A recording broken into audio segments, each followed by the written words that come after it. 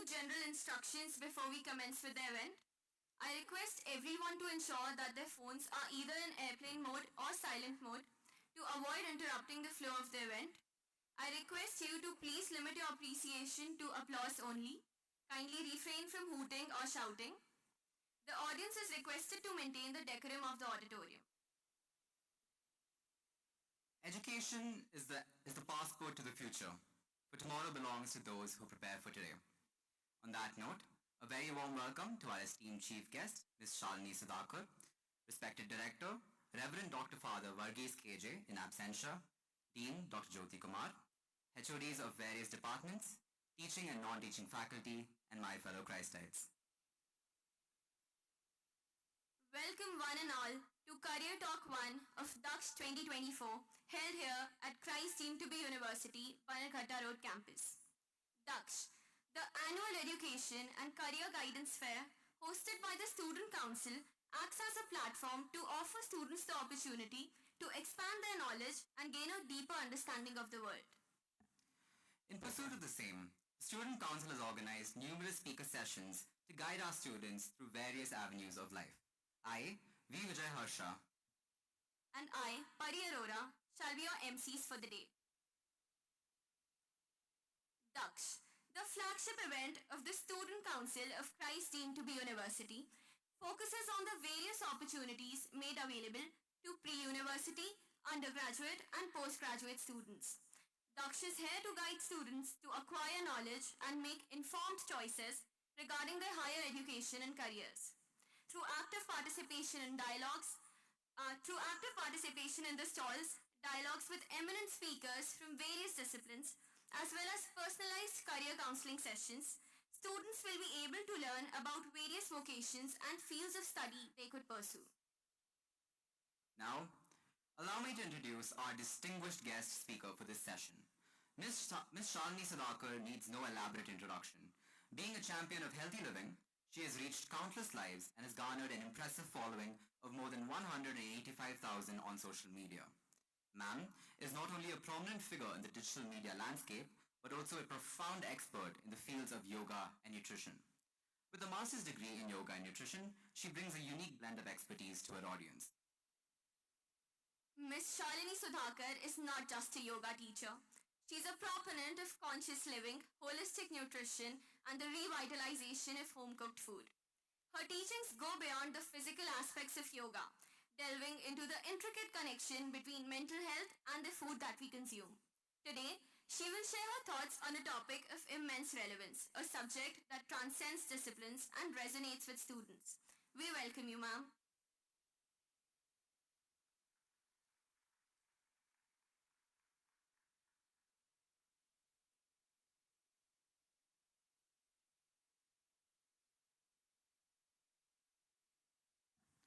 So, without further ado, let us open our hearts and minds to embrace the wisdom that Ms. Shalini Sudhakar is about to impart.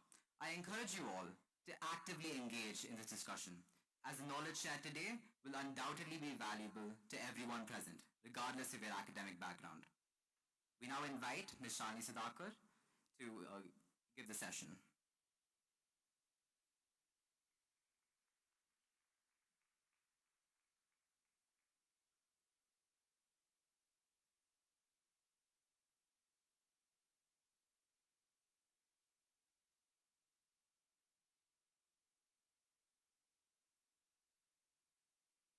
Very warm good morning to each and every one of you present here. And along with that, let me share my apologies as well.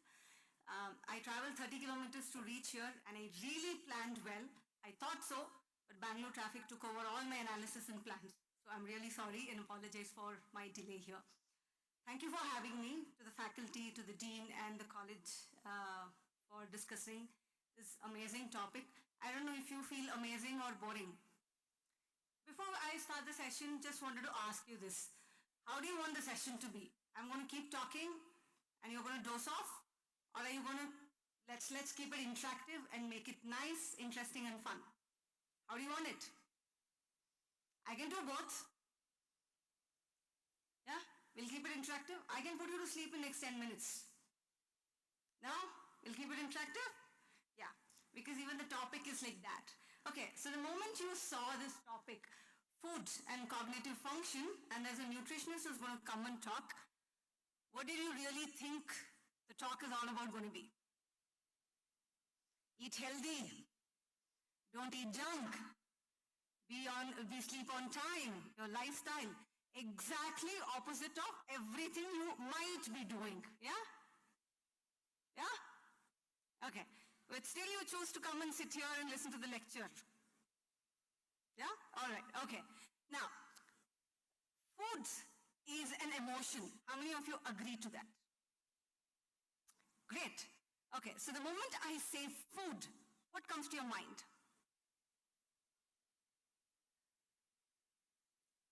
Why am I hearing a lot of giggling?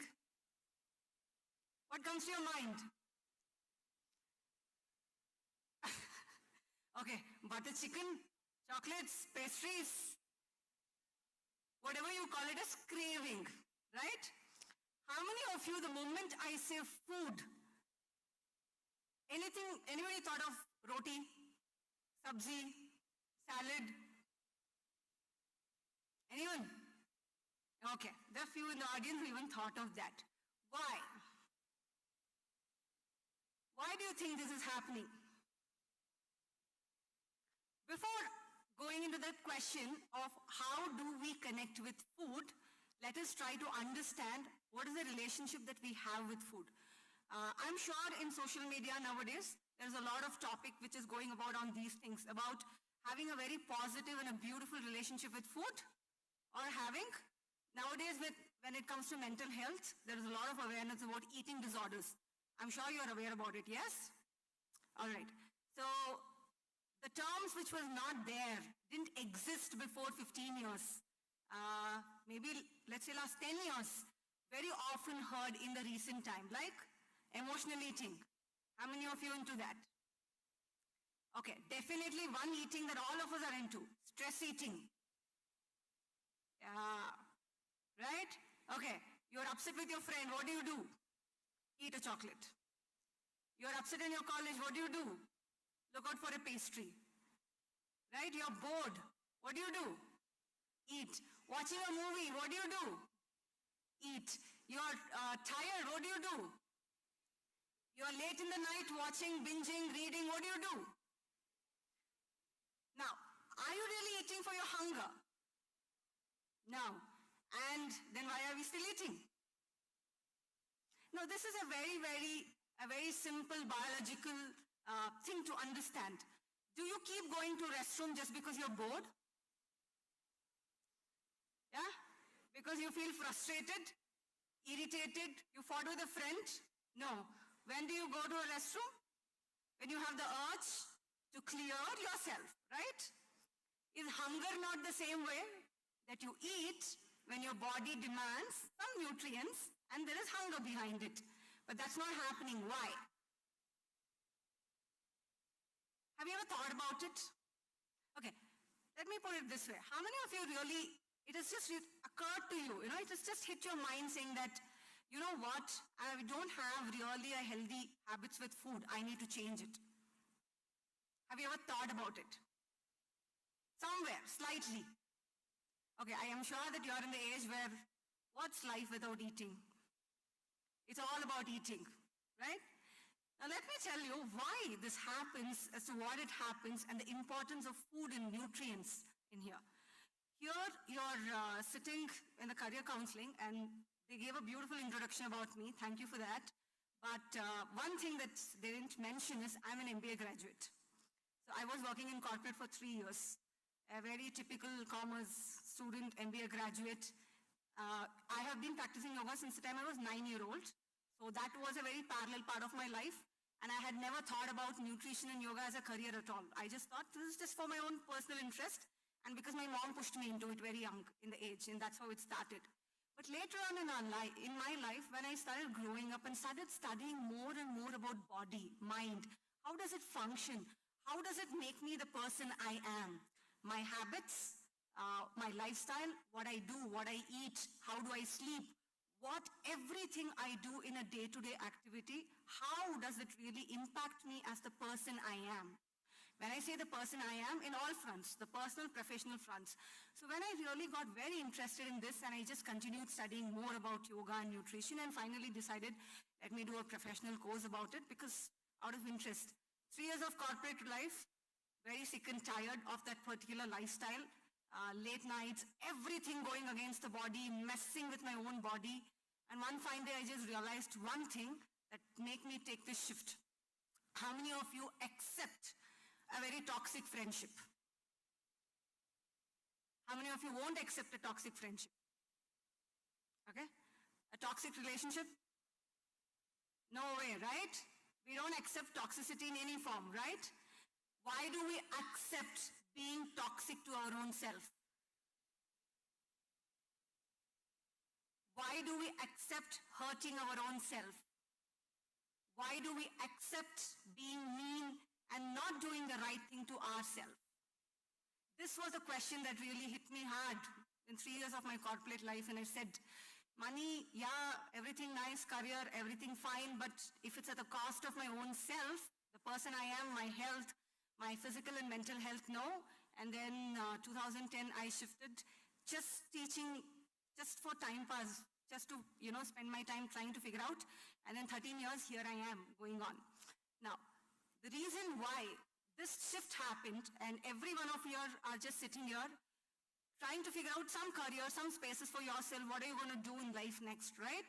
And you have a lot of career aspirations, a lot of aspirations for life. I would like to tell you one thing. No matter what is your aspiration, no matter what career and path you want to choose, that's not going to be complete if you are not a complete holistic person for your own self. Agree? You happy being with your own self. You having that peace with your own self. Now, if you're wondering what am I talking about, let me put it this way. How many of you enjoy a fight with a friend?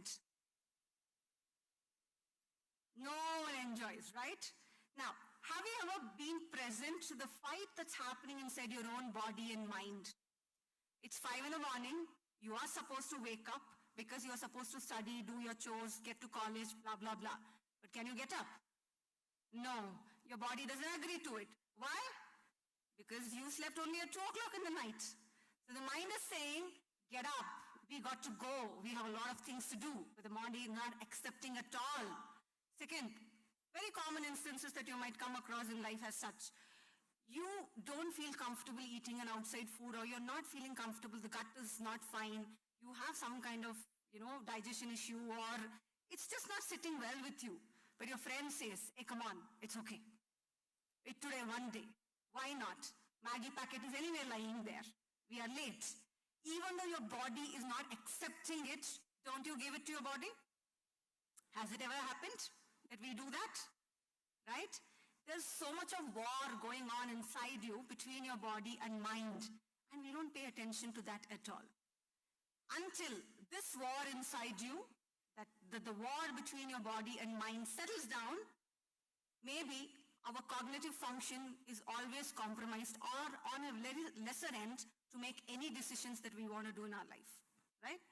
Now, when it comes to cognitive function, what do you mean by that? We all make decisions at every point of the day, right? From the time you wake up in the morning. Waking up in the morning is the first decision that you make, right? From then, what to wear, when to get to class, what to do in the college, what to finish, your projects, your works, what time to come back, what to eat, what to sleep, what to do. Every moment you're making these decisions, right? And how do you make the decisions? Good mood day, better decisions. Bad mood day, go back and eat. Right? Is that what we all do most of the time? If we are going to talk about a cognitive function, either for your day-to-day decision or a longer perspective, a longer analysis, a career decision for whatever you want to do in your life, there needs to be a lot of peace inside you. You need to be a very calmer person inside you where there's no friction between the body and mind for that to happen. And you know when that will happen? When you set your food habits right. When you have a beautiful relationship between yourself and the food that you eat, when you set everything about your body and mind right and you make the right decision, that is when this is going to fall in place. Okay, if I have to ask you this question, How many of you can finish a whole bar of chocolate? And if I give you one more? Yeah, still see? Lot of hands raised up. Okay? How many of you can finish a bowl of salad? A big bowl of salad. Slowly you see hands going down. Big bowl of salad. Okay?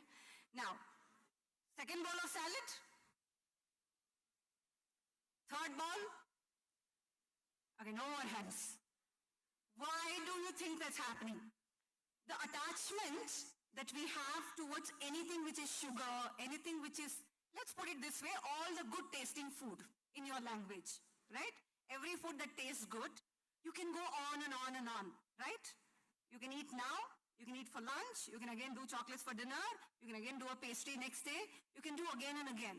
But some, in your language, if you call the boring foods, healthy, homemade, home cooked, why can't you eat more of it again and again in bigger quantity? You're all science students. I'm not sure if you have heard of this point called, there is something called as a hedonic point or a hedonic plateau or a hedonic point in the brain.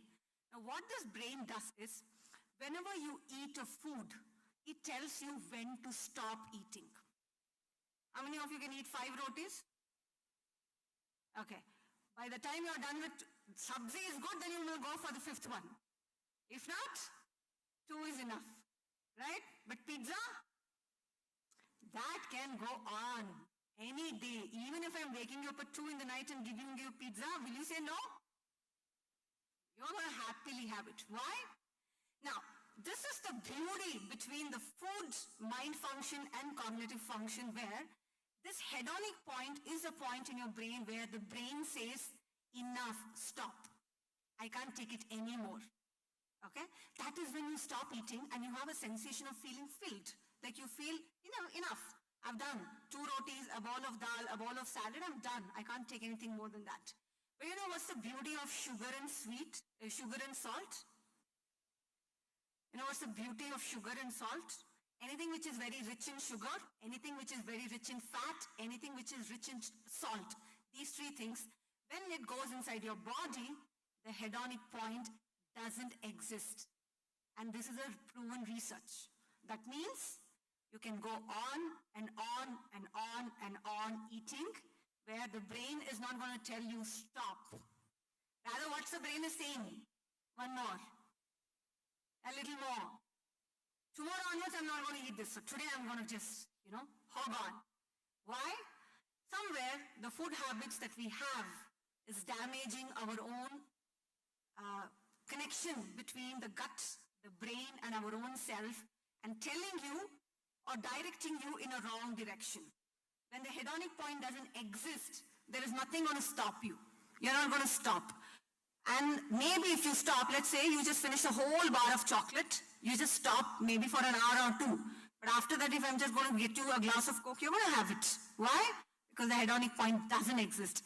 But if the point exists, and that exists only if you're eating a balanced meal, healthy meal, home-cooked meal, where this point exists, you're not going to be hungry for next few hours.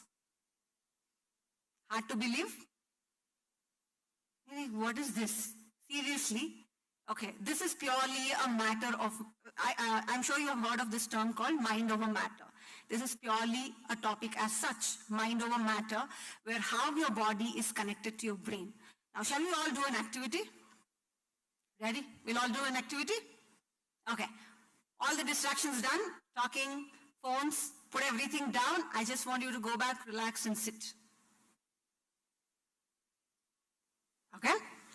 Close your eyes for me. And I believe you're going to follow the instruction. Okay, close your eyes. Just sit very relaxed. Loosen up your hands, legs. All right? I want you to take a nice and long, deep inhale and exhale.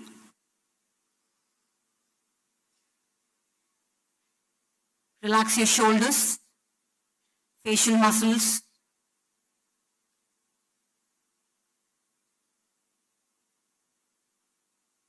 All right, and slowly you're silencing. Your mind is slowly going down. You find your silence within. And I want you to take one more deep inhale and exhale. Do not open your eyes until I ask you to. I want you to think of your most favorite food. Don't move. Just think about it. Your most favorite, be it a sweet, be it fried, be it anything. And I want you to think of that food from your favorite place, whoever makes it best. Restaurant, street food, home, wherever it is, the best made. And that food is present to you right now in front of you. Look at the texture of the food. Take a deep breath and smell the fragrance, the color, and it is right in front of you. You're just going to go slowly towards the food. Take a bite, bring it to your mouth, and it's just going to enter your mouth. And it's now into your mouth, and the first touch of the food and the taste bud, and the first taste. And I want you to open your eyes. What did just happen? I'll tell you, standing from here, what happened? There's so much of happy faces. They're smiling, there's giggling, and I also saw some hands move forward like that, as if the food is there right in front of you. You know, what was this activity all about? Was the food there in front of you? Now, did you really eat it? Now, what happened? You just thought about it. How many of you started salivating? Right? Just a thought. For what? How long? Barely 10-15 seconds. 15 seconds of a mind activity, 15 seconds of some chemical exchange and a communication exchange in the brain, 15 seconds of communication between your mind and your body made you salivate. How many of you really felt the food in your hand? Like you could feel the texture in your hand, right? Now, this activity was just to show you the power of communication between the body and mind. Even most of us just think, it is just a thought, it is just only thinking. What is there about thinking? Mind and thinking is not something very relevant. But just a 15 seconds of thinking something creates so much of reaction in your body. How many of you had butterflies and some murmuring sound in your stomach? And you even thought about it. After this session, I'm going to go and eat that. You know, she got me into this craving. You call it craving, you call it need, you call it anything. This is a beautiful connection that food, your mind, and your behavior has. Now, I triggered a thought into you. What was the thought? Your favorite food. Now, that was a trigger in the mind. After this, what's going to happen? You're definitely going to go and look out for that food. Maybe today, tomorrow, this week, right? Now, what really happened? You are constantly putting yourself in a place where you're craving, you're going to binge eat, you're going to do a lot of emotional eating, you call it stress eating, whatever it is. Now, if this relationship between your body, mind, and your emotions are all set in place, I'm not going to say don't eat all these foods. Of course, my son says, I have two kids, 10 and 18-year-old, and then we always have this argument at home. And my son is like, do you really mean to say we shouldn't eat? I'm like, no. Is it possible not to eat all this kind of fun foods? Not to eat at all? Not possible. We are going to eat. But the question is, where are we going to draw boundaries?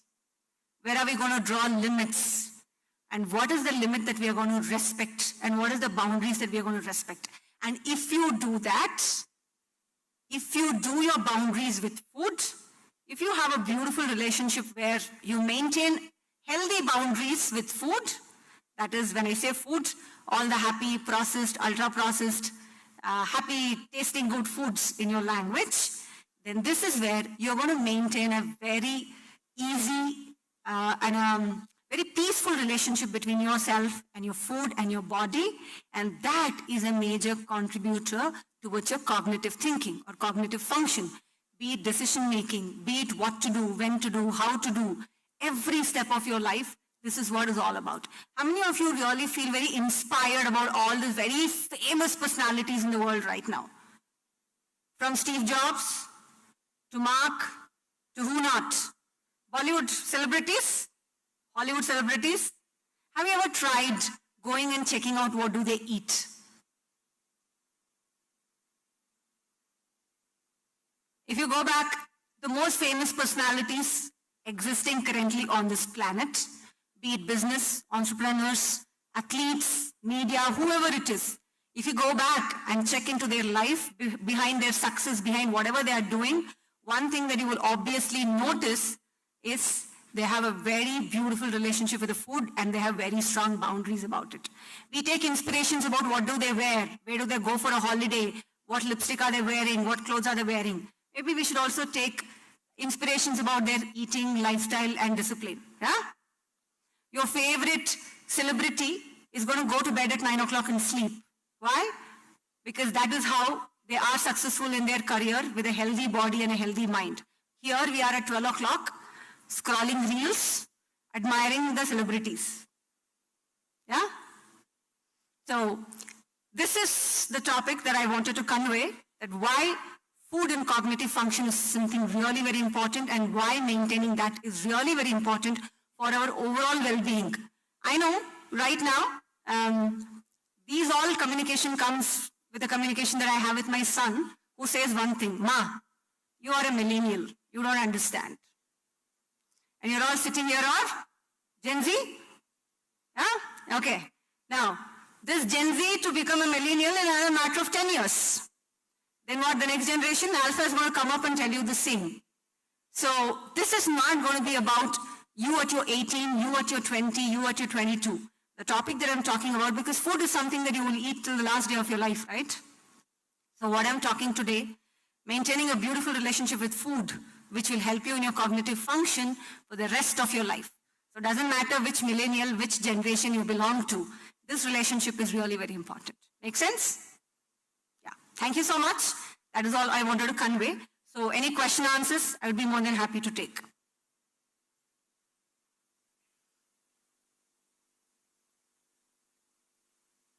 Yeah. Yes, please.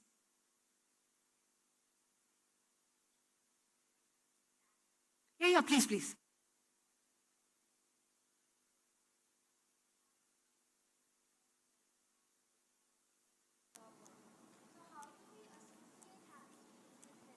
Because it's hard to do that. Like I know it's healthy and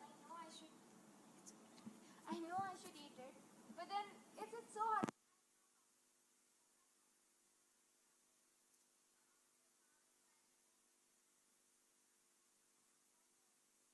Okay, got it. Did the audience hear the question?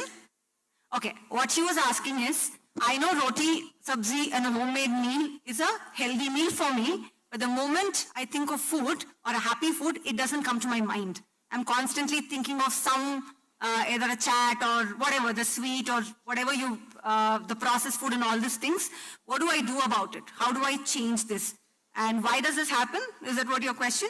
And how do I change about it? Because even after I eat that next 2 hours, I'm going to go into the kitchen and I'm going to look out for something to snack, right? Okay. Now, just a simple example as to how this works. 20 years before, 15 years before, when during my college time, when going and watching a movie meant just going to go and watch a movie and come back. Now today, we can't watch a movie without munching. You can't watch a movie without popcorn and nachos in your hand, right? The moment you buy ticket, you're also buying a popcorn. Why? Are you hungry? Because you are told to do so. Who's telling you to do so? Who's telling you to do so? It's a social media. It's the lifestyle which is being pushed into your head by social media. It is the lifestyle which is pushed into your head by advertisements and marketing, which is telling you, movie means you are supposed to eat. Saturday means you are supposed to be awake till 10 o'clock in the night, 11 in the night and party. You are supposed to do that. You are supposed to do that. we call peer pressure. This is social media pressure, which is telling you to have a particular lifestyle like that. Now, how do you really change this? How do you really connect with food? And the most, every morning I can get up and send you a lot of motivational message. Come on, you can do it. Life is beautiful, body is beautiful. The third day you're not even going to listen to me, right? One sustainable way to take care of yourself. I'm going to ask you a question and I want an answer for this. Whom do you love the most in this world? The person you love the most in this world. Mom. How many of you mom? Dad? Friend? Sister? Why no one told your own self?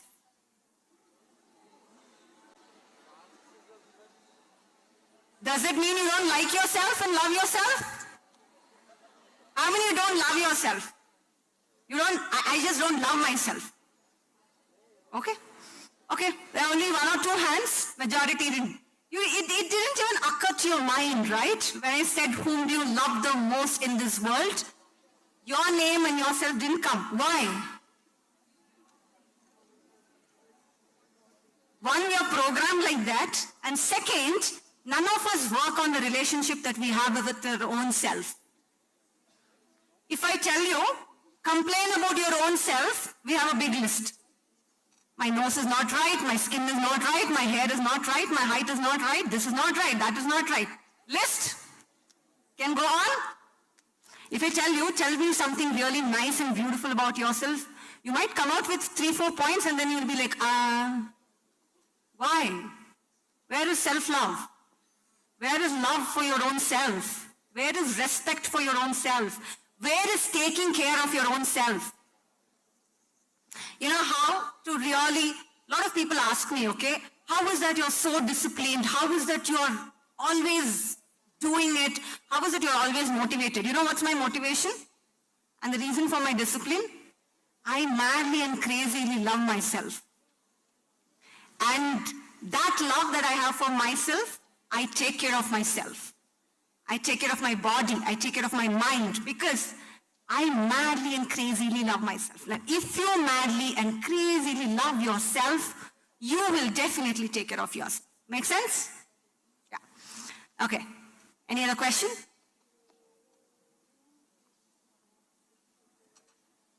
Okay, everything understood? Yes, please. Yes, please. I have a question. Yeah, please. So, since you were talking about the inclinations we generally have towards the type of foods that we are eating, and you were talking about the connection between self-love and going through that we overcome the thing, but is there any other way like we can practically apply the fact that we should reduce these inclinations that we have towards certain foods without the self-realization part coming through? Or is it necessary part? Okay, I'll tell you.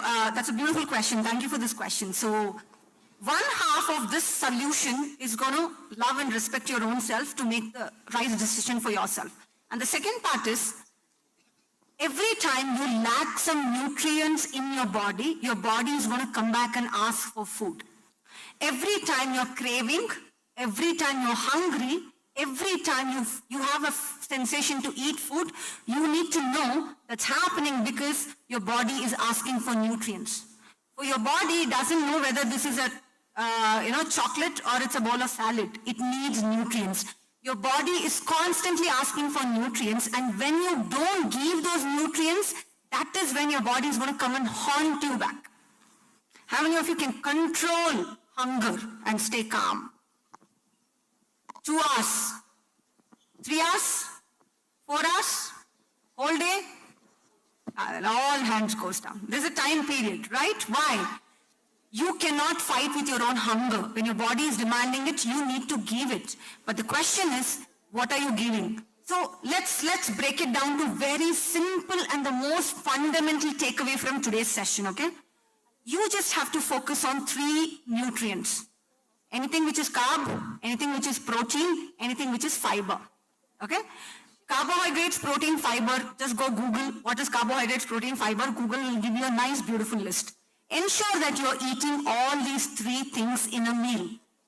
If you are eating only a carb but missing on a protein and fiber, you're going to be hungry next 1 hour. The way you asked, why am I feeling hungry after 2 hours? If you're going to eat only a protein but you're missing carbohydrates and fiber, you're going to be hungry next 1 hour. Until you're going to feed all these 3 nutrients to the body at the same meal, you're going to be constantly hungry. You're going to do a lot of emotional eating and stress eating.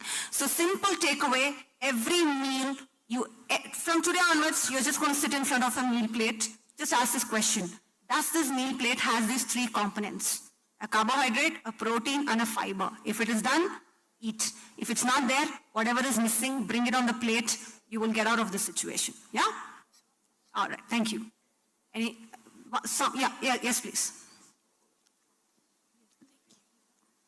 Ma'am, so I feel like this is a question a lot of us would like to ask. We don't have a lot of control over the choices that we make in terms of food, because if you look at the menu in our cafeteria, most of it does not comprise of anything that is economical and healthy. So a lot of us, if they want to eat healthy, we will have to spend a lot of money and we'll have to cook on our own, which is another access that we don't get, since most of us live in hostels or PGs and we don't have access to that kind of.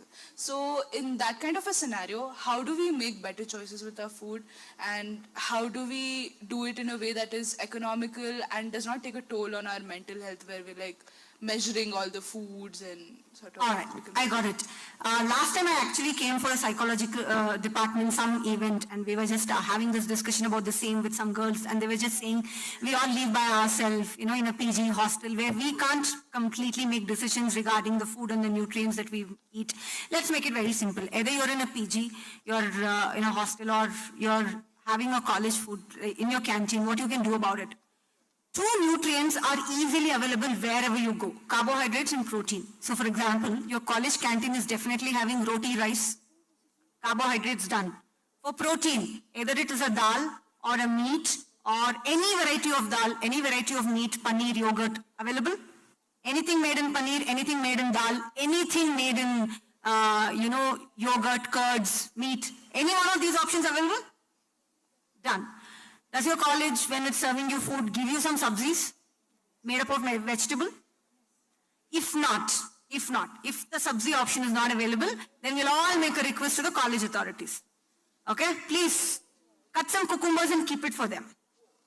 Yeah? The easiest form of fiber that you can do is any fruit, any vegetable. If any vegetable is not available, as simple as carrot and cucumber, which can be eaten raw. Right? Just a small bowl of carrot and cucumber is enough to fulfill your fiber requirement. So whatever option you have in the college, maybe we just have to little peep in and see what option is there, what option is not there. Either you bring in the option, or we can just request the college to canteen or whomever it is, just to, whichever is missing, please bring in there so we can make it. Yeah? All right. Thank you.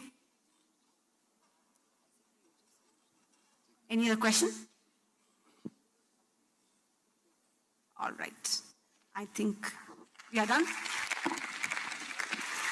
Thank you so much. It was very wonderful to connect with all of you, and few inputs about what I believe, the work that I do. It is really amazing to see a happy bunch of Gen Z students sitting and sharing with it. Thank you. And thank you so much for the college authorities for this opportunity. Thank you so much.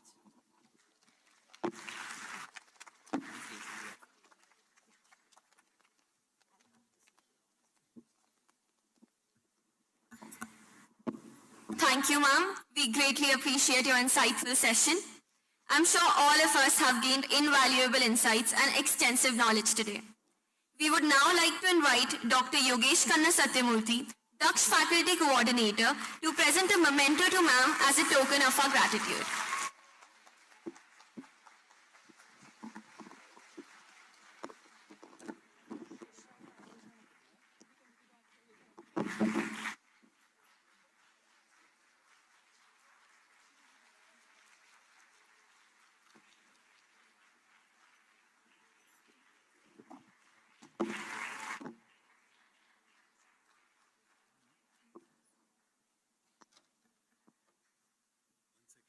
I'll add one.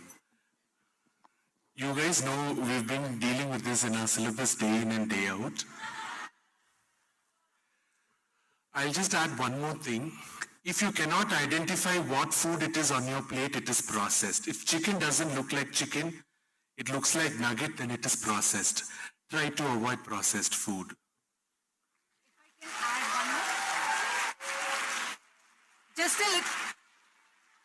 Just one more sentence to what he said, how to identify food. If the food comes from your plant, eat it.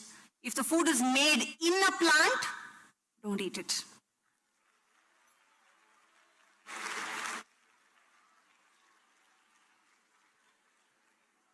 Thank you, ma'am. Thank you, sir. As we come to the conclusion of this session, there are many who we have to thank. I now call upon Sanya Dawar, the University Student Council representative for the Department of Psychology, to give the vote of thanks.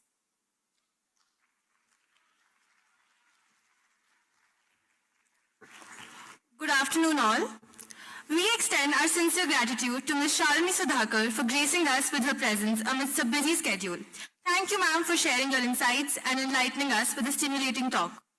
We are extremely grateful to Dr. Joni Joseph, sir, the Director of Student Council, without whose direction and motivation this event wouldn't have been possible. Thank you, sir. We would now like to extend our heartfelt gratitude to our Reverend Dr. Father Verghese KJ and Dean Dr. Jyoti Kumar for their constant support and guidance. Our heartfelt appreciation goes to our Student Council faculty in charges, Dr. Suja John and Dr. Roy Matthew, for their unwavering support. We would also like to express our heartfelt gratitude to our Daksh faculty coordinator, Dr. Yogesh Kanna Satyamurthy, who has been our guiding force throughout. We are also grateful to all our faculty members present with us today for their support and motivation. We also express our gratitude to Baby Sir, Nikhil Sir and Jitin Sir for their seamless technical support. We also thank the housekeeping staff for their support. I also express my heartfelt gratitude to the wonderful audience present here today. Thank you for being so accommodating and interactive. A big thank you to all the volunteers, audit committee, USCs and SSCs who have worked tirelessly for this event. Thank you all.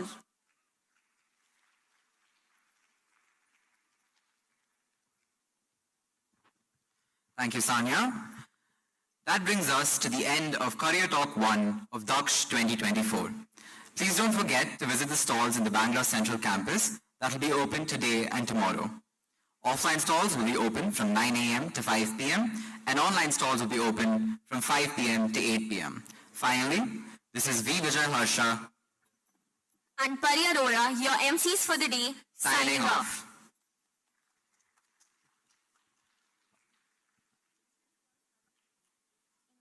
Please exit the auditorium in an orderly fashion.